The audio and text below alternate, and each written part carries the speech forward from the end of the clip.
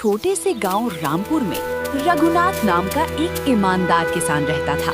उसकी पत्नी गौरी और एक छोटा बेटा मोहन था। रघुनाथ के पास ज्यादा जमीन नहीं थी, लेकिन जो भी था उसमें वो दिन रात मेहनत करता और ईमानदारी से अपना गुजारा करता था। गांव में ही एक और किसान था, भोला। नाम भोला था, लेकिन स्वभाव से वो बहुत लालची और चालाक था। उसकी नजर हमेशा दूसरों की चीजों पर रहती थी। एक दिन रघुनाथ अपने खेत में हल चला रहा था। अचानक उसका हल किसी सख्त चीज से टकरा गया। उसने मिट्टी हटाकर देखा तो एक पुराना मटका निकला।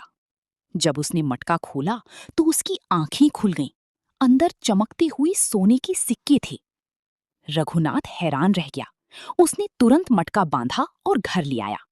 गौरी ने भी देखकर कहा, ये तो किसी और का हो सकता है। हमें इसे गांव के मुखिया के पास ले जाना चाहिए। रघुनाथ ने बिना लालच किए हाँ कर दी, लेकिन उनकी बात भोला ने चुपकर सुन ली। उसकी आंखों में लालच चमक उठा।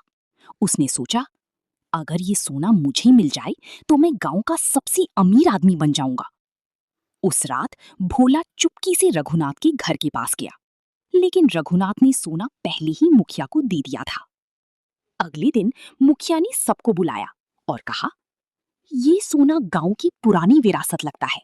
इसका इस्तेमाल हम सबके भले के लिए होगा, जैसे स्कूल और कुआं बनाने के लिए। गांव वाले खुश हो गए, लेकिन भोला को बहुत गुस्सा आया। उसने सोचा, मुझे भी ऐसा सोना चाहिए।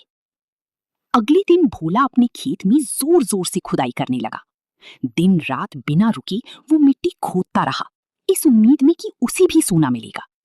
लेकिन उसे कुछ नहीं मिला, सिर्फ पत्थर और मिट्टी। कुछ दिन बाद भोला थक कर बीमार पड़ गया। उसका खेत भी बर्बाद हो गया, क्योंकि उसने फसल पर ध्यान ही नहीं दिया था। दूसरी तरफ रघुनाथ अपनी मेहनत करता रहा।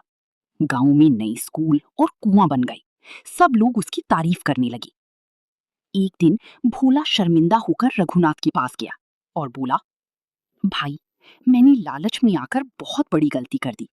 मैंने तुम्हारी ईमानदारी का मजाक उड़ाया, लेकिन आज समझ आया कि सच्चाई और मेहनत ही सबसे बड़ा धन है। रघुनाथ मुस्कुराकर बोला, भोला, गलती हर इंसान से होती है,